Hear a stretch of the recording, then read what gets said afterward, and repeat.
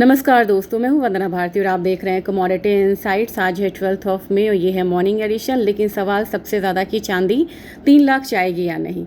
चांदी ने एक अच्छा खासा ब्रेकआउट दिया है, आपको पता है $85 को भी यहाँ पे अब ये ब्रीच करती हुई नजर आई। कमोडिटी कल हम लोगों ने 16,000 पॉइंट से ज़्यादा ट्रेड होता हुआ देखा MCX पे और मार्केट क्लोज हुई 2,78,000 के करीब। अब मुझे लग रहा है कि अगर आज के ट्रेडिंग सेशन को देखा जाए और जो इलेक्ट्रॉनिक ट्रेडिंग सेशन में जो ट्रेंड है वहाँ पे चांदी $86.85 के करीब ट्रेड हो रही है, यानी कि 1% का अपसाइड।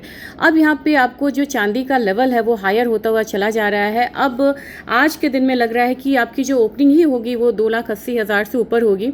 तो चांदी यहाँ पे 2,95,000 96,000 का लेवल एक बार ही टेस्ट करती हुई नजर आएगी इस हफ्ते में। लेकिन एक चीज़ ध्यान में रखिएगा कि 3 लाख अगेन एक साइकोलॉजिकल लेवल है, उससे पहले हल्का करेक्शन आएगा, फिर यहाँ पे चांदी हो सकता है कि यहाँ पे 3 लाख जाती हुई दिखाई दे। इसमें कोई बहुत बड़ी बात नहीं है। $90 अपसाइड पहले था, लेकिन $92 का एक अपसाइड आप मान के चलिए चांदी में। अब बात गोल्ड की करेंगे तो $4,737 का यहाँ पे एक रेंज है, $9 का अपसाइड है और 1,53,660 के करीब अपनी क्लोजिंग हुई थी।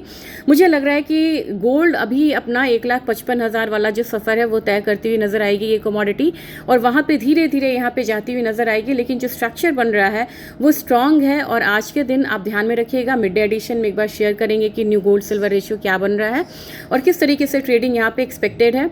INR को ज़रूर ध्यान रखिएगा क्योंकि INR के लूज यहाँ पे बन रहे हैं और कंसर्न मार्केट में है।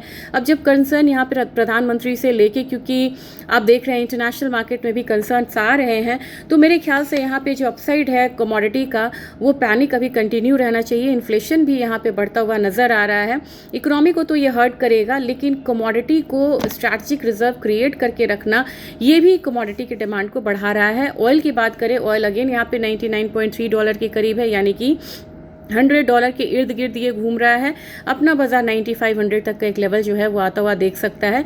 गैस की बात करें, गैस मैंने आपको कल $3 बोला था, आज $2.9 जो है वो यहाँ पे आती हुई दिखाई दे रही है। 0.25% का अपसाइड है। 272 की क्लोजिंग थी, 280 तक मान के चलिए कि गैस जो है वो धीरे धीरे आएगा। लेकिन कल मैंने आप लोगों को बेस मेटल में बहुत बोला है, संभल के चलने की मार्केट है। आज जितने भी बेस मेटल है सब में एक मार्जिनल करेक्शन रहेगा। मैं ये नहीं कह रही कि आज का दिन यहाँ पे करेक्शन का दिन है या मंदी का दिन है, लेकिन आपको एक करेक्शन जो है वो दिखता हुआ नजर आएगा। एल्यूमिनियम 372 तक पहले नीचे आ सकता है, वैल्यू बाइंग वहीं बनेगी। जिंक में भी आपको एक बारी 2 से 3 रुपये तक की गिरावट जो है वो नजर आ सकती है। सबसे ज़्यादा गिरावट निकल में भी हो सकती है, 1800 से लेके 1810 का लेवल आ सकता है। कॉपर में 1360 से लेके 1355 तक के जो गिरावट है वो देखी जा सकती है। तो बेस मेटल में अगर आपको एंट्री करनी है, मार्केट को कूल ऑफ होने दे, प्राइसेस को नीचे आने दे, तब जाके आप यहाँ पे बाइंग की सोचिए। और अगर आज के दिन की बात करें तो आज CPI का डेटा है, काफ़ी इंपॉर्टेंट है। डॉलर इंडेक्स भी यहाँ पे बढ़ा हुआ है, YOY बढ़ के आने की उम्मीद है। तो अगर मान लीजिए कि इन्फ्लेशन बढ़ेगा तो गोल्ड को यहाँ पे हल्का सपोर्ट मिलेगा। और गोल्ड अब यहाँ पे गोल्ड सिल्वर सपोर्ट ले रही है क्योंकि वॉर की इंटेंसिटी बढ़ती जा रही है। पहले वॉर की इंटेंसिटी पे मार्केट घटती थी, लेकिन काफ़ी चीज़ें ऐसी हो रही हैं जिस पे हम नहीं ध्यान दे रहे हैं।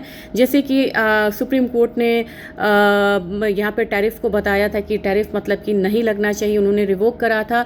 तो वो जो पेमेंट्स हैं, जो टैरिफ लगा हुआ था वो रीपेमेंट कर रहा है यहाँ पे US। उसका भी एक इम्पैक्ट हम लोगों ने आता हुआ देखा है। प्लस यूरेन यहाँ पे US जो है वो यहाँ पे सबमरीन यहाँ पे भेज रहा है, जो जोन है वहाँ पे वॉर जोन में। ये सारी चीज़ें मतलब मार्केट को काफ़ी ज़्यादा वॉलेटाइल और नर्वस कर रही है। और ऐसे समय में एक स्ट्रैटेजिक रिजर्व क्रिएट करने की होड़ लगी है, चाहे वो फूड हो, फूड कमोडिटी हो, फर्टिलाइजर्स हो, क्रूड हो, चाहे आपको स्ट्रैटेजिक क्रिटिकल मिनरल्स हो, सारी जगह एक जो मतलब कि इन्वेंट्रीज क्रिएट करने की जो होड़ है वो देश में लगी हुई है। यही कारण है बहुत बड़ा कि डिमांड के अलावा भी यहाँ पे जितनी भी कमोडिटीज़ है उसमें अपसाइड देखने को मिल रहा है। Thank you.